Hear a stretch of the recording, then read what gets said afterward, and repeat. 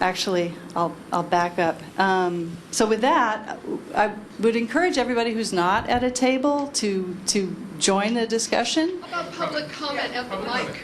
Yeah, we're going to have time for public comment at no, right, actually, right now we're going to. That's part of the problem. You need You it guys now. don't listen to us. We have these tables set up for sharing your comments here.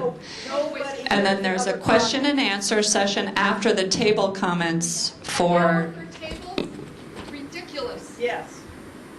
Let's hear. I would like to give public comment right now. Yes. So Public participation, you wanted our. we have a public participation process that we've set up for you to engage, to provide comments, and then there's an opportunity for public comment after Do that. that now. No, we actually have an agenda for that, and that's the agenda. So we're going to break out in tables. You can provide comments, and then we will have time for public comment. About the agenda. Yeah. How about a conversation about the agenda? This is supposed to be about That's public right. participation. I'd like to give a 3-minute public comment statement now. Yes. Mike, please, we can all. Yeah. Come to the Okay. mic, so. I talk real loud. Okay. Can you hear me now? Yeah. Okay. My name is Margaret Gordon. I'm from West Oakland.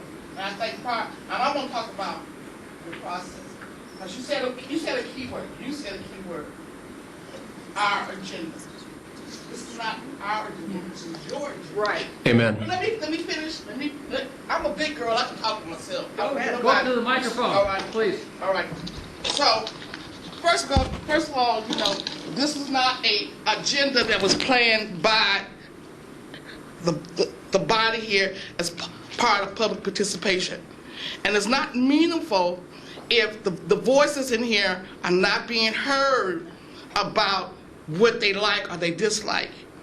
And I know you might not have been prepared for that, but that's part of the democracy and understanding participation. It has to flow from the bottom. It can't be flowing from the top. And you might not have that intention. But that's how you're coming across. So when you do these tabletop exercises and the audience is making a request, you got to build the time in to deal with the request.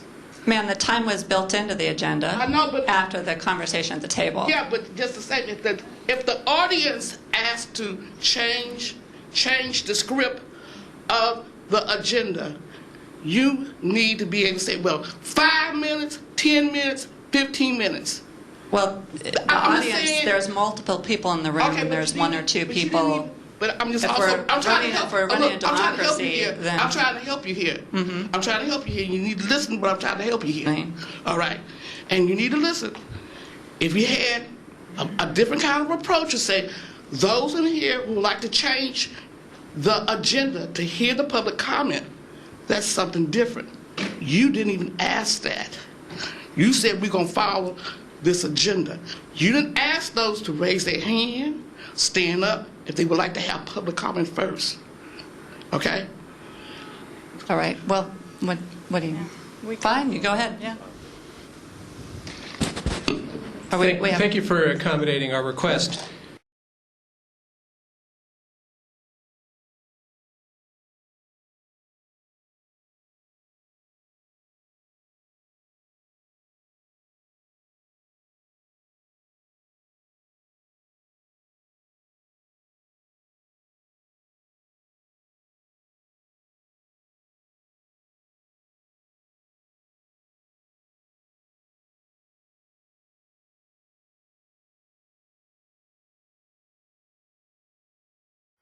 Like I said earlier, my name is Margaret Gordon. I'm with an organization called the West Oakland Environmental Indicators Project. And for the last 22 years, all my work around the environment and transportation, housing, jobs, everything has been about West Oakland. So like I said, I want to help you here. I'm going to give you some meaningful suggestions and recommendations. You do not do tabletop exercising unless you have built relationships with your audience. All right? It would be much better you had a blank slate coming into this room and asking people, would you like to brainstorm first, before you just went into this whole agenda program based on not having their input. I live in West Oakland. See, West Oakland is known for tearing up stuff. Seriously tearing up stuff, and you have to start all over again. And one of the things you have to do is build relationships.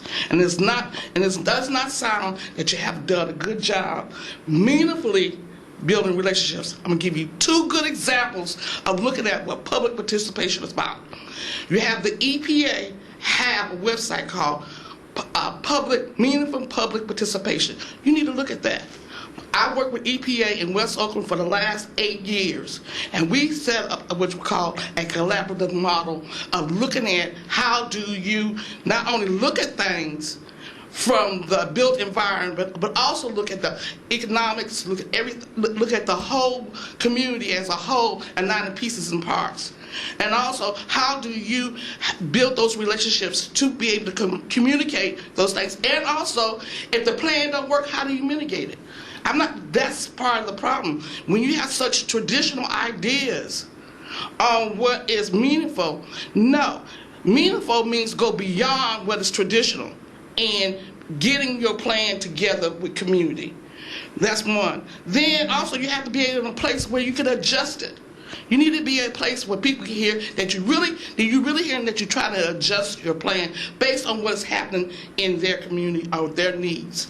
Then also you need to have, like the gentleman said, as co-lead partners with each area or each city to be having the workshop.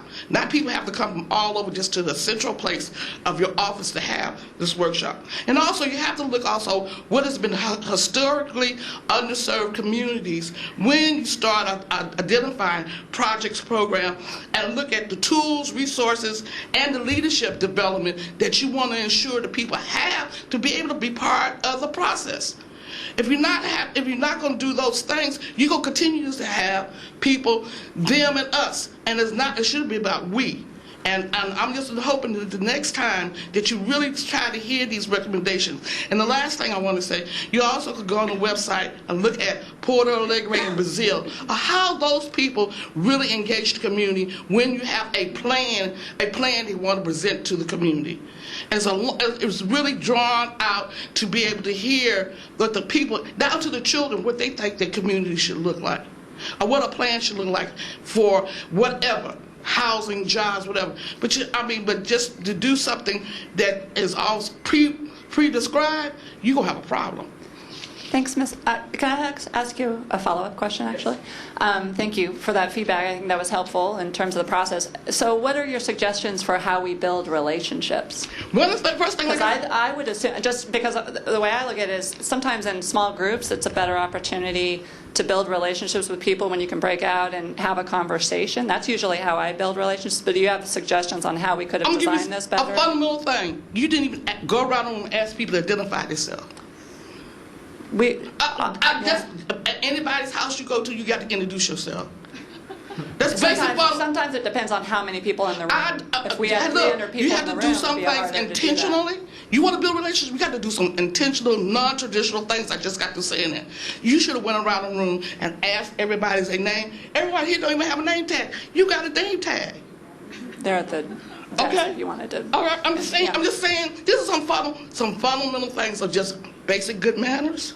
Mm-hmm. All right, like you came across with guiding rules of the meeting, right? But there's also just some basic common sense things. Ask who are the people in the room, where they come from, and being able to say, okay, have some kind of relationship, some kind of connection. You didn't even do that. Okay, thank you. That's very fundamental. Great.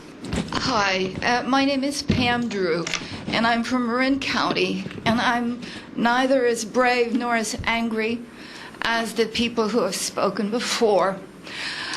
But I do have to agree, having been to many, many of these same kinds of meetings, starting with 2010, that you as a group have lost credibility and trust. Now, I don't think I started out being paranoid when this process started in 2010, but just the sight of these tables when I walked in, I couldn't bring myself to sit down at one of them because of what had happened in Marin County with the clickers.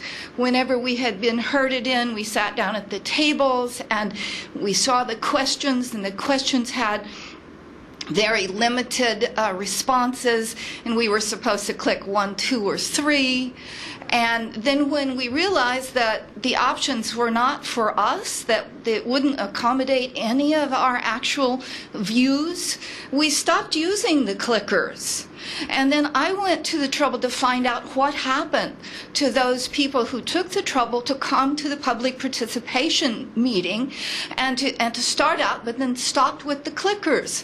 And what happened was those incomplete surveys were discarded. They were never included in the number of people who participated. Our comment or our presence or whatever was completely deep-sixed. I called and tried to ask to make sure that the people who stopped clicking got included. They were not included. It didn't matter because the public participation didn't matter and doesn't matter. The public participation is to check off the box, to agree that you've done the statute, and so that you can go right on. Your track record from before, you mounted your offensive, you won, you got some pushback, and now you're saying we're going to do it a little different, we're going to be a little better. Well, what you're going to have to do is to go back and reestablish some sort of trust, because nobody trusts you. I don't believe anything that I read in your brochures anymore. And if I hear of one more vibrant development, I don't know what I will do. I probably will just start tearing my hair out. Surely you understand these things. There's such a gulf between you and the people. And notice you're all white middle class, or actually probably upper class people up there, and you're probably pretty good people. I've talked with Ken Kirky. I know he's a pretty good guy, but he's running this thing, okay? So where am I? I'm nowhere, and I'm nobody. I don't count. Whatever you want to say, I'm going to listen to, all right? And I'm not going to question you, and I'm not going to comment about it. I'm just going to listen. Thank you. I just want to make one very brief comment. I found it very curious, Mr. Rentschler, that, do I have your name? Am I pronouncing your name correctly? Thank you. That you seem to feel that people engaging in a discussion with each other are acting disrespectfully. You're just here to listen. There ought to be a conversation, not just listening. There ought to be and that's what's missing from this process, a real conversation. You're going to sit there, take notes, and then what? There ought to be a debate about all the big issues that were controversial last time. This is what I said last Tuesday morning, starting with the population projections. A conversation and a real debate, not just taking notes, sitting there. It's not respectful to us not to allow us to have a discussion. It's condescending and patronizing.